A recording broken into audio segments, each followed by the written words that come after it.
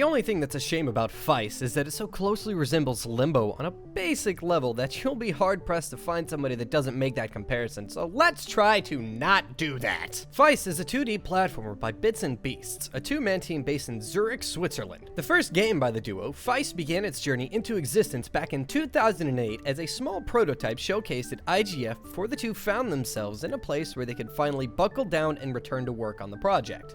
Gameplay is, at first, your standard side-scroller fare. You go to the right, you avoid enemies, and you jump on stuff. In Feist, however, your little furball isn't really a strong beastie on his own. In fact, he'll die fairly quickly when faced with pokey things, things larger than him, or other pokey things. You'll need to rely mainly on your wits and quick reflexes to keep yourself alive. Some of the encounters with larger beasts honestly feel more like a puzzle than combat, and that's pretty refreshing. None of that's to say that you're completely incapable of defending yourself, though. You can pick up and throw pine cones, bash baddies with sticks, and later on you smack flies out of the sky, and then pick them up and squeeze them to make them shoot spikes out of their butts.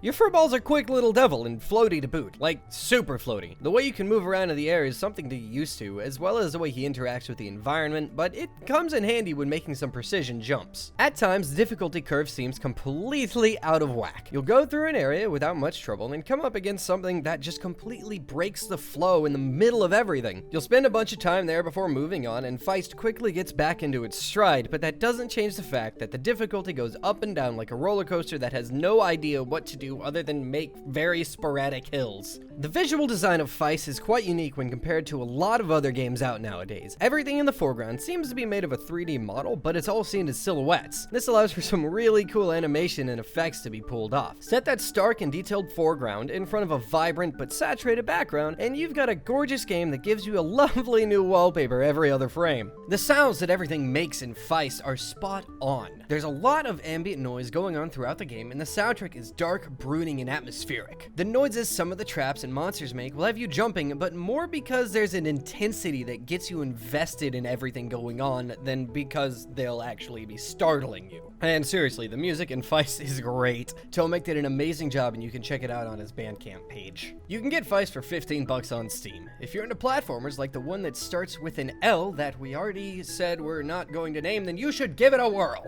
That's it for this episode of Indie Bytes. I hope you enjoyed. If you did, please leave a like and subscribe for more. Be sure to send me any indie games you think I should check out either in the comments down below or on Twitter. My handle is @forkh. I'll see you next time.